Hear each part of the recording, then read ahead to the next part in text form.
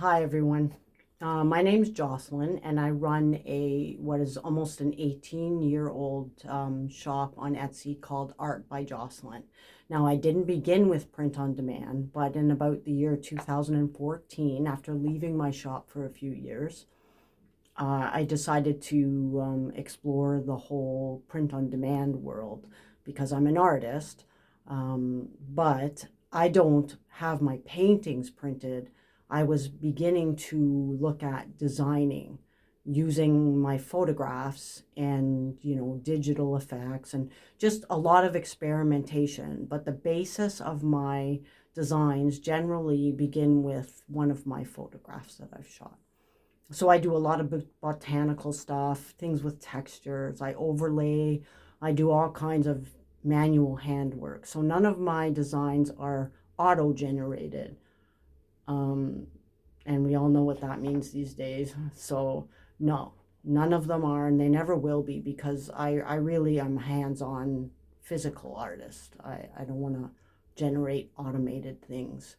Yes, I have lots of ideas, but I maybe won't be capable of doing them all to the extent that automated designs can, because that would normally take an illustrator hundreds of hours to do, and I wouldn't put that kind of time into an illustration for print on demand. Anyway, I want to address this whole idea of Etsy is confused if your shop has no niche.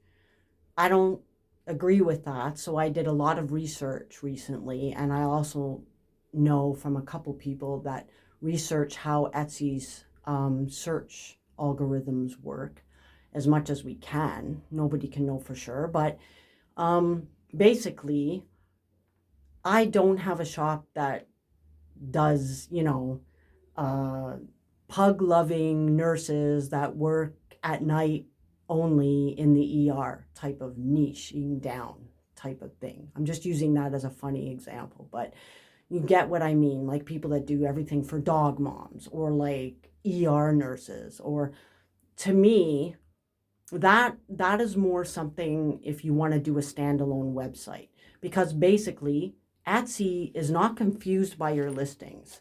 They are not confused if you have like a floral shower curtain, or a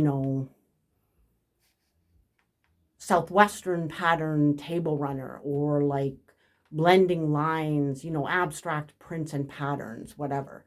So there's basically, the way it works is Etsy will return the best listing it feels for the customer's search.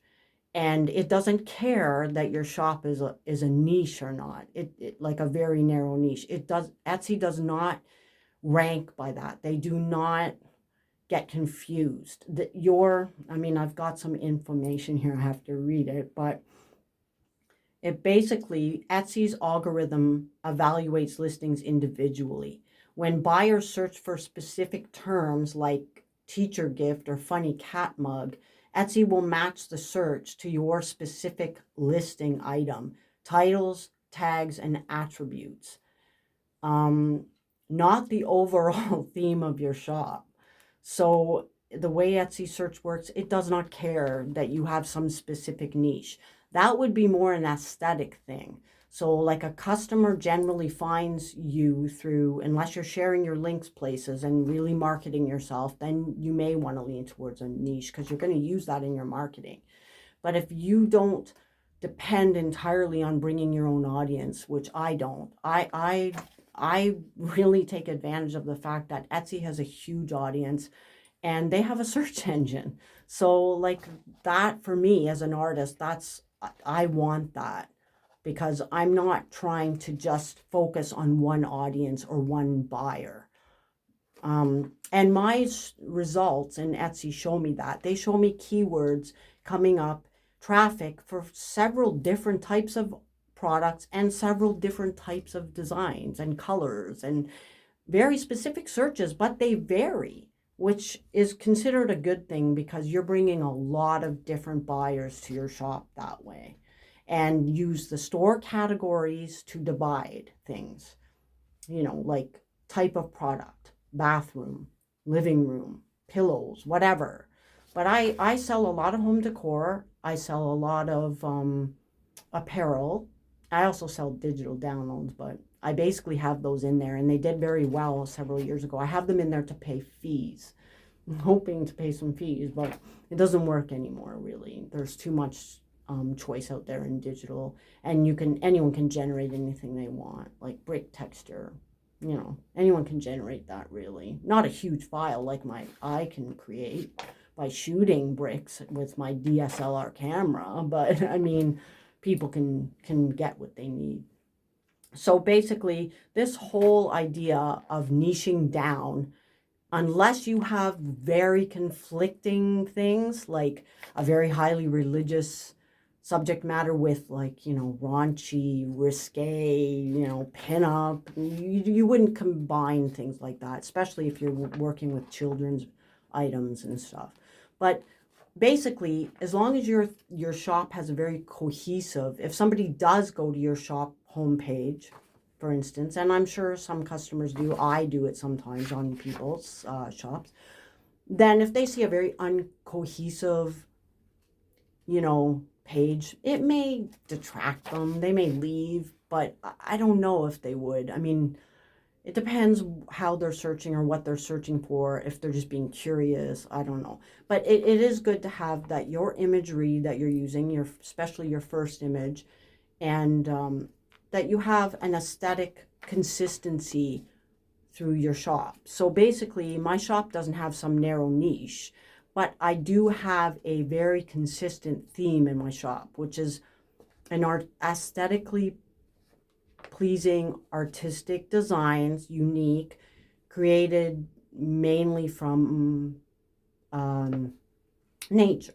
So I do have a very consistent style aesthetic through my shop, and it has an artsy vibe. So in a way, that is a niche.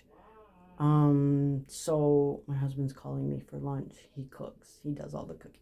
Anyway, it gives me more time to design and paint.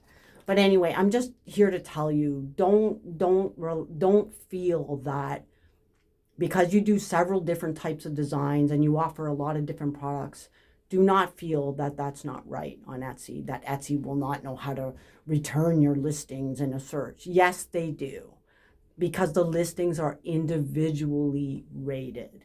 So your listings SEO matters, not your shop's theme or niche. That is not going to matter. If you have the right listing with the right matching SEO to a customer search, Etsy will, as long as you've set up your listing properly to their best practices, it will return. Your listing does have a chance. And further on this, I find that most of my successful listings that come up in when I see the traffic and the keywords, they're varied.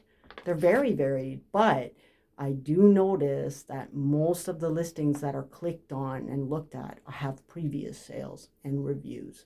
So I feel that that has a stronger effect on whether your shop's successful, whether a listing is successful, if it can start building some sales and some reviews and interaction, engagement, basically.